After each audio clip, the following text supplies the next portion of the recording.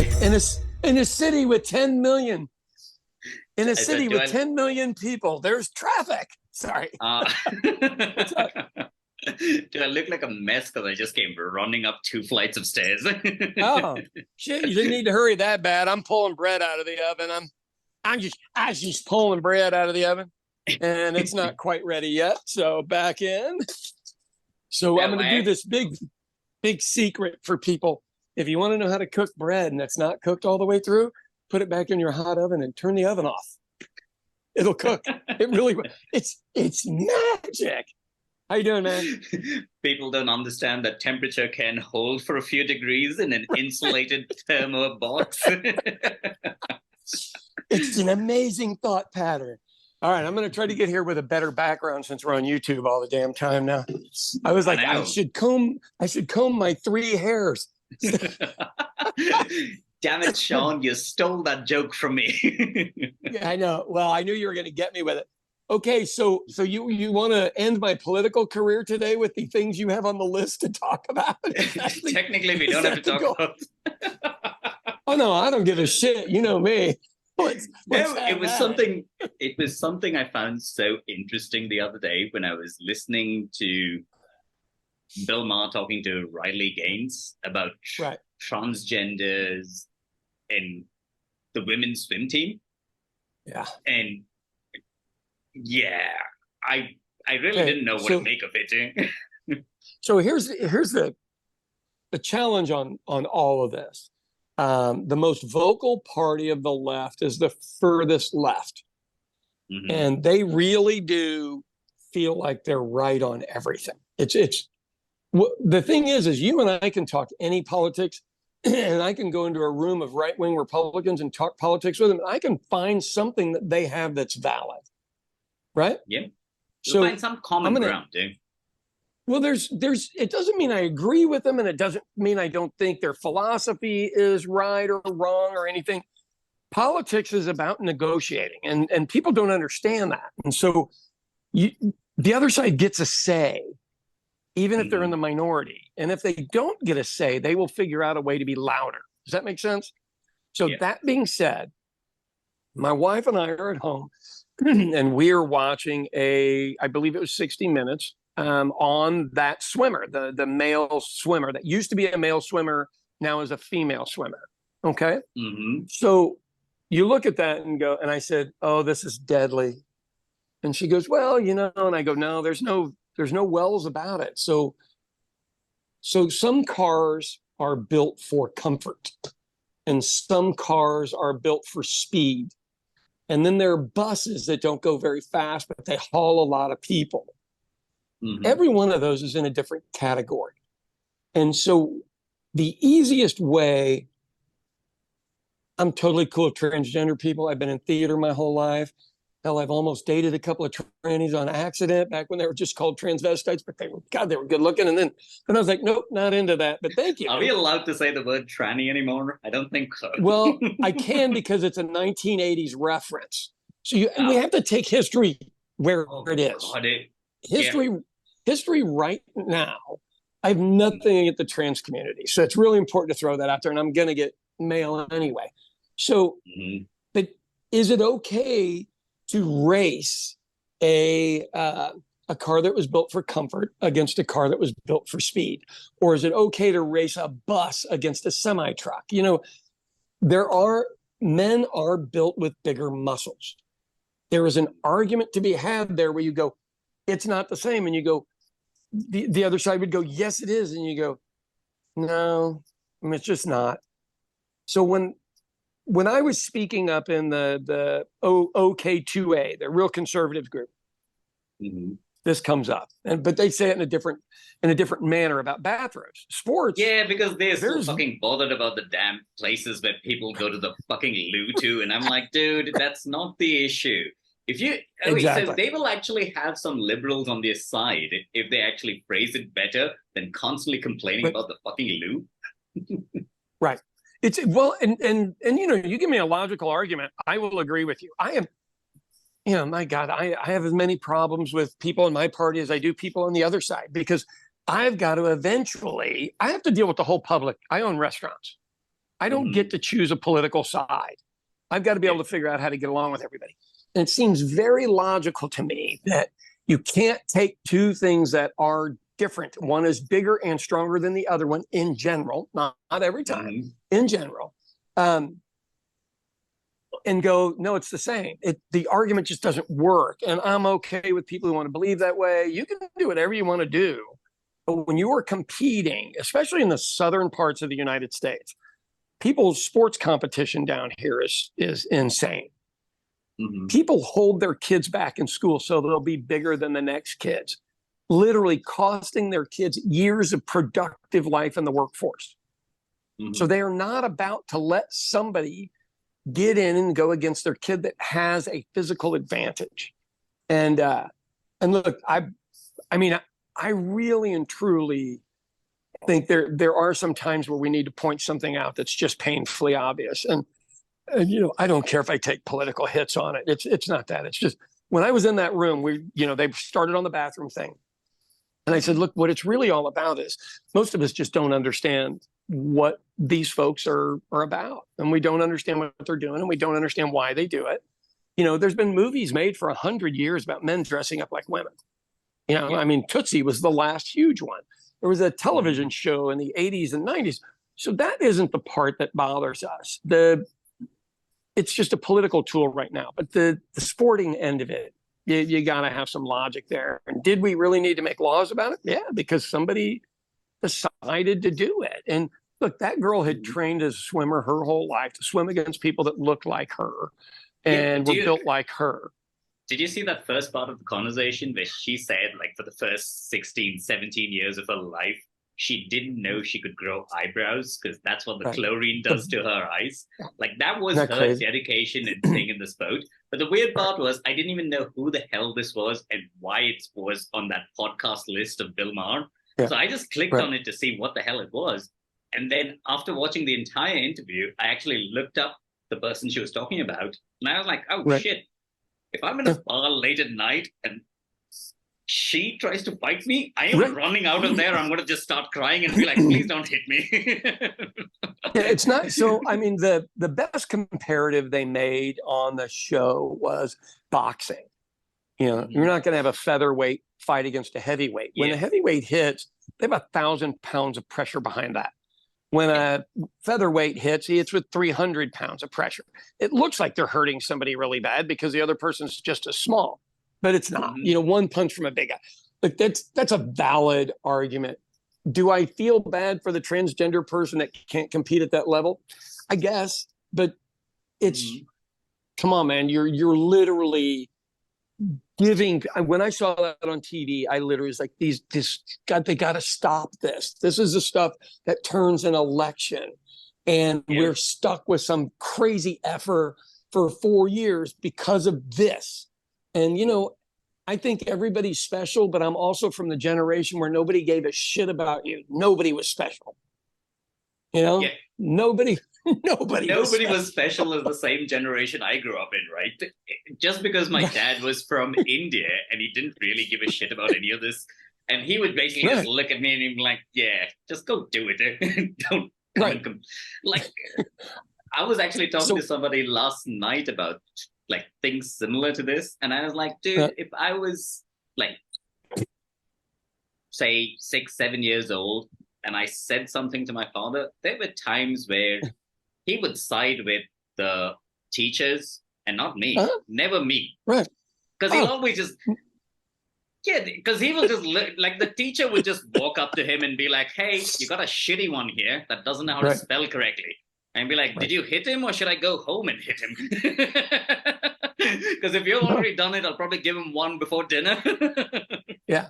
So... I mean, you've met all of my kids. I did not baby any of them. Now, so I think probably Kyle had the easiest life just because he was good looking and was eloquent and got along with people really well. So he's got the easiest go. But I didn't baby any of the girls or any. I mean, my oldest daughter was an all-state athlete, and she was damn good at what she did. And she would be what you would call a hitter in sports. Like she didn't mind running it, and she was beautiful. Didn't mind hitting people or anything else, and played college rugby, for God's sakes. Not a sport that dads are comfortable with their daughters playing. And yes, that's sexist, but it's still true. I don't want my daughter's face getting the side of somebody's forehead and changing her look for the rest of her life. Yeah. Hey man, I'm a dad first. Before you go do all the Democratic shit, I'm a dad first, and this is my kid. But if a dude came in and played against her that was 30 pounds heavier, you know, she's put in all this work and all this work her better. whole life. I mean, I don't mean in the mean way, just built differently. I don't know how else to say it. So bigger, stronger muscles generally. And I met some women that were, you know, Abby Wambach that played for USA Soccer, could play against any guy. But that's one person. It isn't, and the guys would say, come on. You know, because it's a step up to the next thing. This guy didn't make it as a swimmer. I mean, we got to look at the facts. Didn't make it as a swimmer his first 2 years. In the last 2 years, he was killing it. So it really sucks that this is in a position we're in where I'm not afraid to talk about it, but most people I know, you know, just go, oh God, just leave it. Look, transgenders have been coming into restaurants and working in restaurants. My wife had a guy working for her named Tim, and he was a better looking woman than a man. And we are literally at our hometown for Christmas. And one of the other servers calls Kathy and goes, he came dressed as a girl tonight. And I go, yeah, did anybody notice? And they go, no. And I go, shut up. Who cares? I mean, I don't care.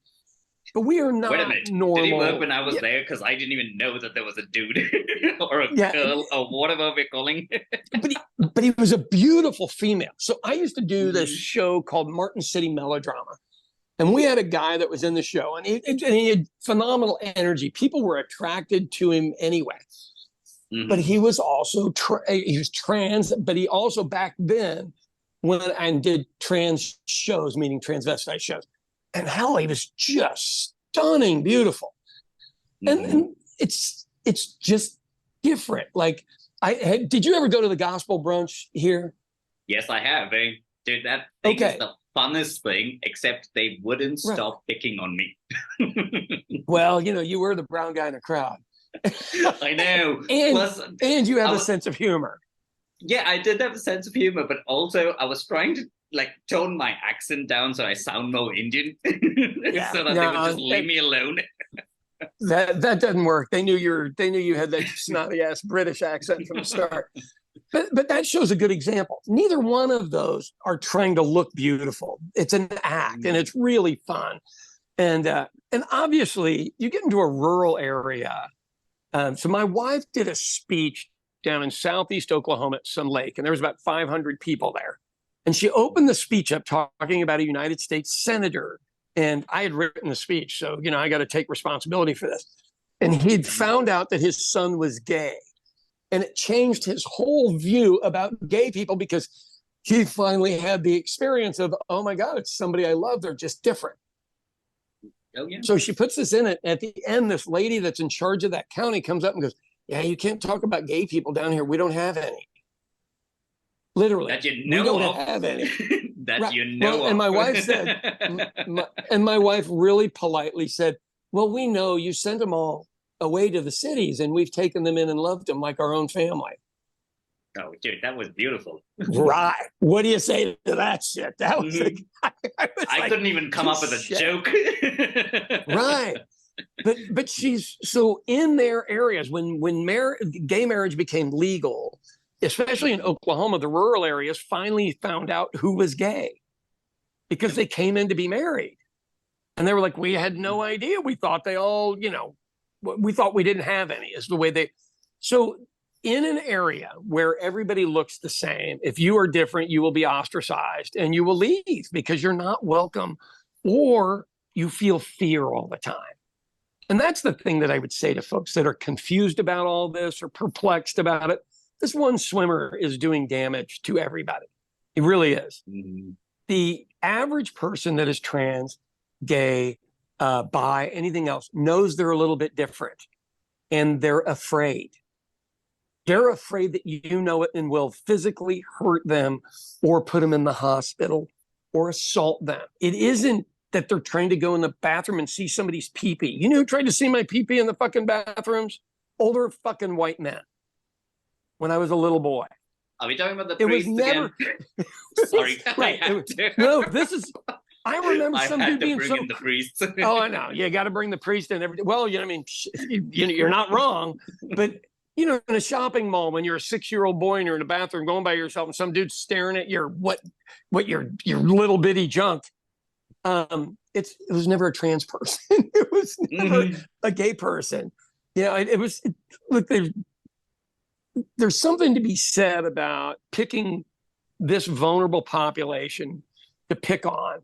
And that dude, the swimmer, I'm sorry, is really muddying the water for no apparent reason.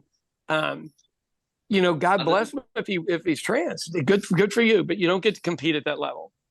Yeah, other than the fact that the love of competition, I do not understand whether this puts trans people like 10 years behind the curve from what progress they have made, just because of him like beating the shit out of actual. Am I allowed to even say actual swimmers? You're gonna get some mail. You are gonna get some mail. So, I will. So yesterday I'm in Kansas City, and or two days ago, and I have lunch with my childhood friend who's gay, and he was gay when he was a kid. He didn't want to be in the tent with the other girls. You know, we were playing doctor and all this stuff. That is different. Like, he literally was born different. Now, if you feel different and you want to be this other person, that's fine. But that is like taking a car and changing it into a truck or something else. You really are. You're not comparing the same things. And so in a competitive atmosphere, look, I'm telling you, I live in the area of the country where people will do anything for a competitive advantage. We will put up with coaches that are physically and verbally abusive, just terrible, so they can win. If they win, they get to keep doing it. They get to keep being abusers down here if they win. Yeah. I got a guy in Poto, Oklahoma that literally this kid's mom slept with him so the kid could be the starting quarterback. And the guy told everybody, and the mom told everybody. That was the exchange. That's what matters. Oklahoma is still keeping it classy. Classy with a K. Classy with a K. So I as a person who had 3 daughters, look, my one daughter's all-state. My other daughter was an all-city champion here. You know, our city's only 1 million people, so you're not competing against everybody in the U.S., but you're competing at a high level. And they were all 3 competitors, and so you go, we also have to figure out, is it fair to them? Yeah. I mean, how only one side's consideration is happening is ridiculous. So what I said in Ponca City, Oklahoma, which I'm sure I'll get some mail about, is I said, does everybody remember H. Ross Perot? I knew all these old farmers knew who he was. Do you know who this guy is? Crazy little 5'6" guy. He made computer chips down in Texas, and he was a multi-billionaire, and he ran for president. He's the one that got Bill Clinton essentially into office. And he just went in like, both of you guys are incompetent. You can't do this. You can't do this. And he was funny as shit, but he was a little tiny guy. And he always brought charts with him. He would say, this is less than 1/10% of the population. And we are spending 20% of our political time on it. Mm-hmm. The math doesn't work. Why are we spending this much time on it? And should they be a protected class? I would say yes, because they're in fear all the time. That I will give you the protected class status. But you don't get to come in and compete against my daughter as if everything's okay. Just not cool with it. And this is out of a left-wing Marxist liberal agitator is what they call me. So I look, Bill Maher sounded like he was on coke that day with that girl. I have never, that was an obscene conversation for an old man to have with a 23-year-old girl. I know. Can I tell you? That turned weird. On that particular podcast, I think just because he's been like smoking so much and drinking so much, it just goes like it derails itself towards the end of it. But I was uncomfortable. Even I was like so nervous. I was like, I hope you edited this shit correctly because I don't want to see something right now. No, they didn't. They did like you and I do. They just throw it all out there and see what happens. So look, let's talk about. So both of you and I would be considered to be left of center, but we're both business owners. The other guy I do my podcast with, Kit Fairchild's a business owner. So we don't have the same thought pattern as other folks. Now, did I think I knew about business before I owned businesses? Yes, I was always a know-it-all. So when I worked for people, I always knew the decisions they should have been making. The biggest lesson I had was owning my first business and understanding capital reserves, all this stuff. And I would run myself within an inch of going broke because I didn't know any better. I also didn't know how to go get more capital or just ask somebody. I didn't know. You don't know till you know. And this is the cost of being the first person in business. And what I would say with especially on the left is everybody thinks they know what will work for other people. You live an entirely different life in India than you lived here. And you're in a city of 10 million people. Do you have access to the power structures you have here? Because you had them on your speed dial here. Oh, yeah. Anybody you really knew that needed to get stuff done, except a congressperson, you had on your speed dial. And we have them on our speed dial. They just won't do shit for us. They'll talk to us and they'll use us for votes, but they can't do anything to help us because the stuff we need would make them look bad to their far right folks, which is how they got to get through a primary. I get the politics, but sooner or later, when I grew up, the Democratic Party was the party of labor. And the block I lived on, a bunch of the parents were affluent and they were professionals and they were Republicans. And my dad had grown up basically labor friendly and my mom was a school teacher, so she was in a union. So I grew up with those similar ideals and I didn't really understand when people would argue politics. I mean, I'd be like, so what? So you just think you should have everything? We don't ever talk about that. So what do we call, let's say there's, you're at the zoo and there's like 3 or 4 orangutans and there's 20 bananas. And one orangutan scares the other ones off and grabs all the bananas. I would call that drop-down economics. It'll ultimately shit it out and they can search to the poo to find their and they can eat the shit. Bits. Right. Exactly. So in America, is it called trickle-down economics, not drop-down economics? Oh no, drop-down it is drop-down when they're eating bananas. So in America, he would be on the cover of Forbes, and fuck the rest of them. Yep. And that is how our system works. So the other ones have to go take some bananas, and so when they go to try to take some bananas, you go, "Why are you trying to take my stuff?" And you go, "No, you have all of it. If you have all of it, I got to do something to you to get some of it. And if you don't like the way I do that, you probably should share or take less of a portion." Gluttony, be it money, food, sex, drugs, alcohol, is always bad. Oh, fuck yeah. So did that analogy make sense, or did I sound like a fucking lunatic there? We usually sound like lunatic, Sean. It's fine. I think that's pretty. I'm like, that's. Go ahead. The best comment I saw on a Reddit thread where someone shared a podcast was a guy that said, after episode 23, I was done with these guys. I was like, good for you. You so listened to 23 of them. 23 that's some fucking political opponent of mine trying to find one thing I say. And I go, I will give you 100 things. You don't have to search that hard. Literally. I know. I was like, dude, we might be boring at this point, but actually you should continue listening. I'm done with these guys after 23 episodes. That's like a marriage in America, man.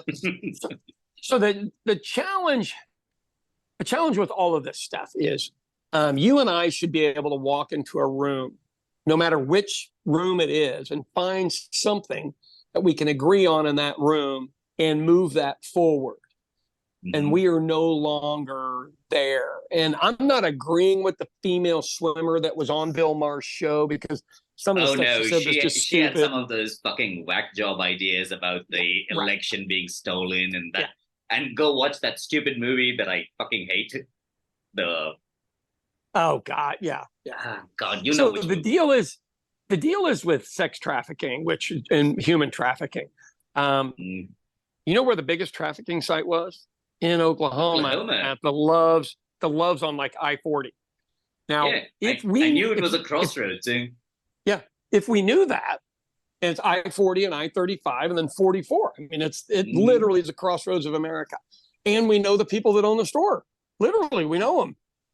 You go, so if we know that, why are there not 50 FBI agents there? Look, people are like, and the deal, slavery was bad. You go, well, quit buying shit from China.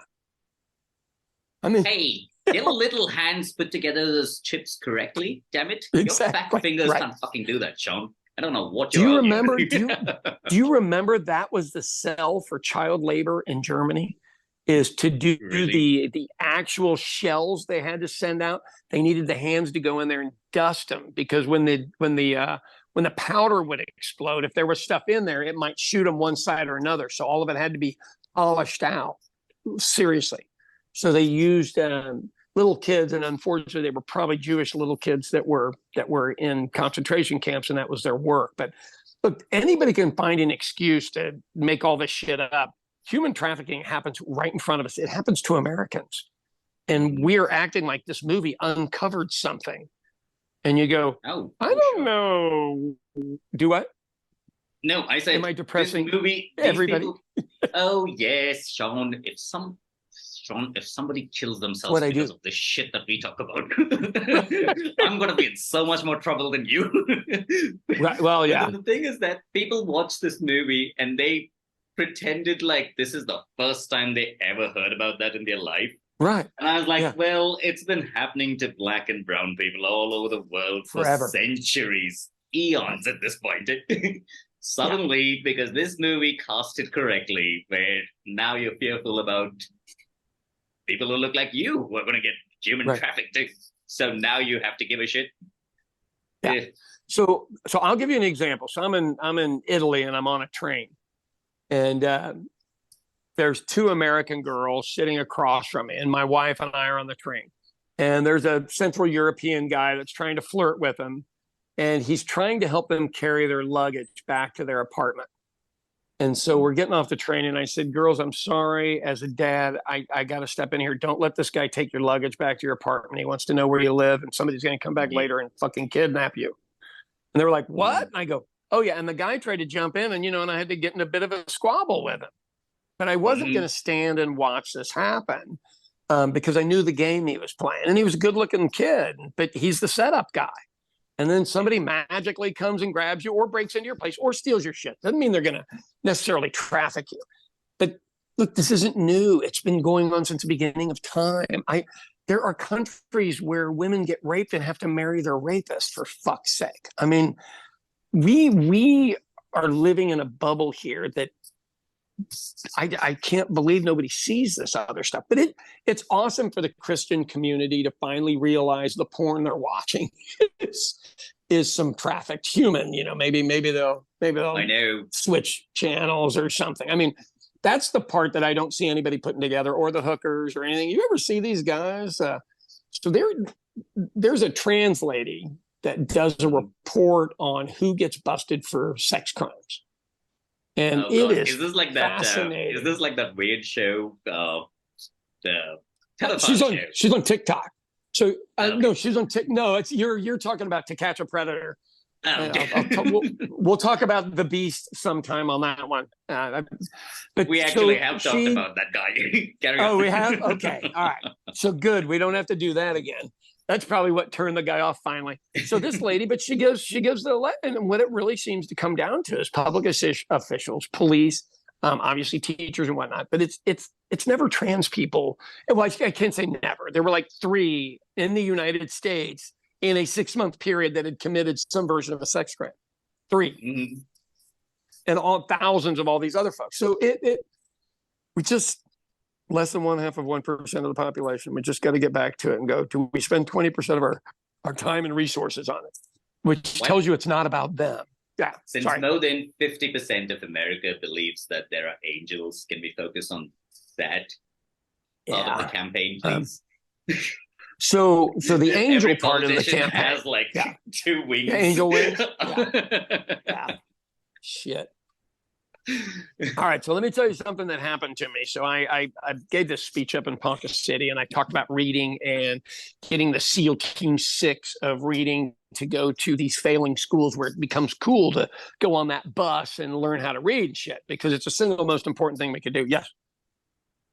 Just to give people background, Sean is talking about his plan where he wanted schools that have trouble with people with reading and writing, where we have like a group of teachers that can show up there and educate and kind of catch them up, kind of like an after-school tuition class. Right.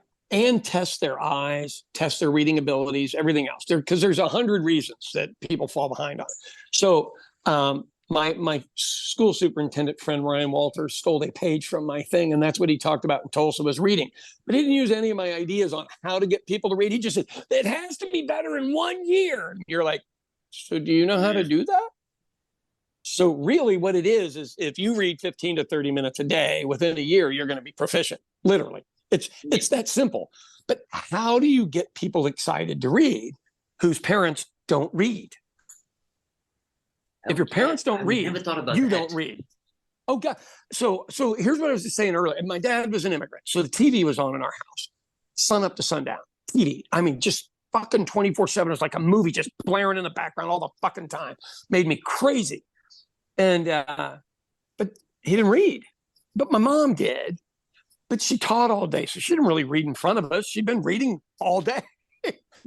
So I didn't grow up seeing that. But I'm at my friends' houses. Their parents read, like the TV wasn't on. Like both of them would have a book. Like they'd have a book and they read.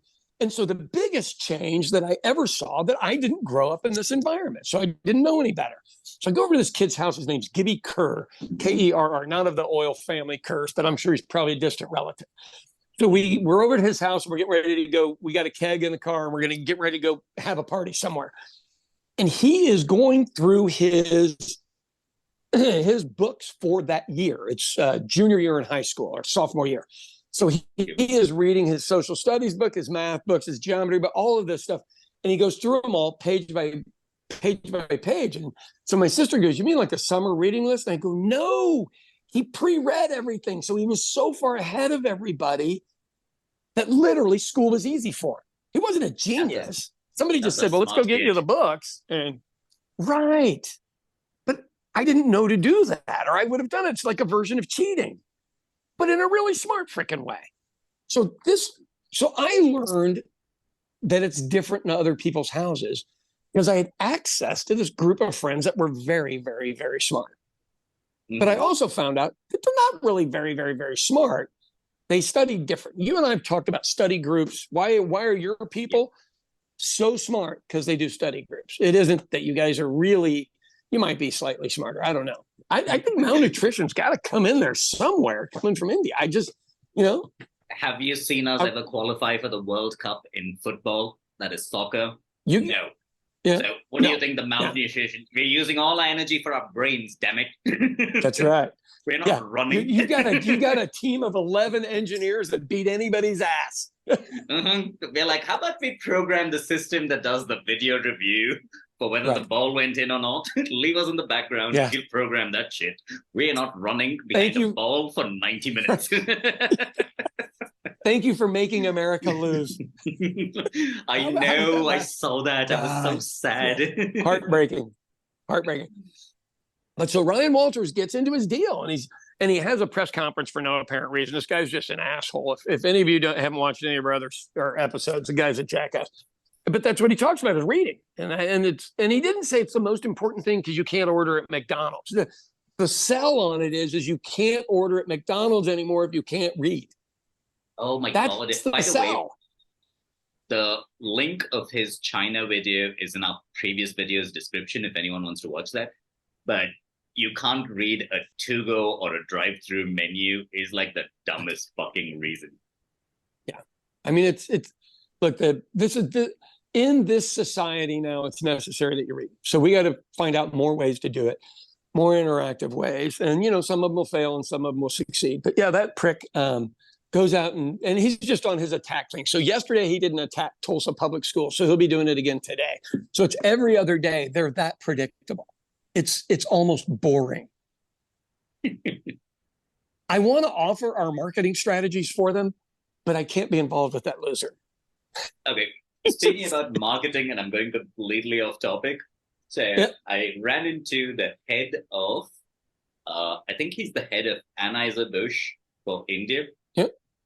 Cool. So they have launched the Magnum whiskey. Yeah. Made the by big condom. Budweiser. Yeah. And you asked me the big if people know that it's a condom, and I was like, no. Have you seen our population? Of course we don't know it's a fucking condom, damn it. We are just like, oh, give me the Budweiser Magnum. Right. Oh, whereas Lord. we do that in America, someone's going to be like, okay, here's a condom soaked in fucking Budweiser. Is that what you asked? We'd have to sell it with a condom over the bottle. So if you met that guy and you ever get into a conversation, I used to play for them soccer when I was in high school. I don't know if you know that. Nice. Yeah. So we had two Anheuser-Busch teams in Missouri, and I was on the Kansas City side, and then St. Louis had one. Nice. So they basically were talking. Go ahead. Sorry. Evidently, I was pretty good back then. Sean, are you going to be that guy who's going to show up with a football in the background tomorrow so that I can tell? I will not be that guy. About how were you in high school at football? The actual funny story is they gave me this beautiful uniform. And I had one of the neighborhood girls that was a little more giving than the other neighborhood girls. And so before a game, I kind of hung out with her a little bit, but it happened to be like in a garage, and I got oil all over my beautiful brand new Anheuser-Busch uniform. And these were like, there was nobody had uniforms like this. Like, it was the coolest shit you've ever seen. And mine had black oil spot all over. Have I ever been this quiet during a story? and I couldn't, and Deepak, I couldn't tell anybody what happened because I'd be in trouble twice rather than just once. No, I know. Yeah. Had that going for me.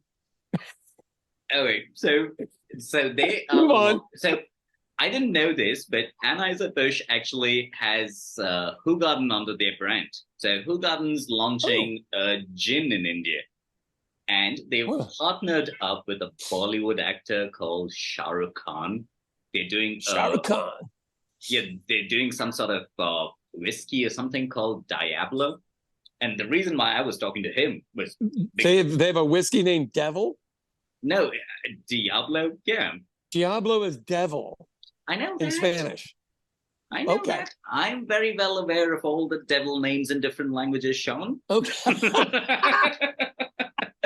Having been called that in multiple countries, I should be aware by this time.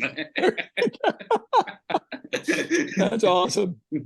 Yeah, so he was telling me about, so right now, Budweiser actually for the first time in all of their operations have beat Kingfisher as the top selling beer in India. God, you're kidding me. Yeah. Wow. That's why he was in there, dude. Like irritating me while I was trying to just get out of there. That's awesome. Jeez, oh, Pete.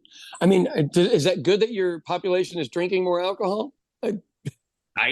To me, it isn't, because I'm like, okay, these places are way too crowded nowadays for my liking. Right. So about 10 years ago, the alcohol industry started targeting women because, only about 20% of women really drank, not had a glass of wine, but, drank like for real. And so I saw some deal last week and they're like, yeah, alcoholism is up in women. And I'm like, did you guys not see this correlation coming? Honest to God.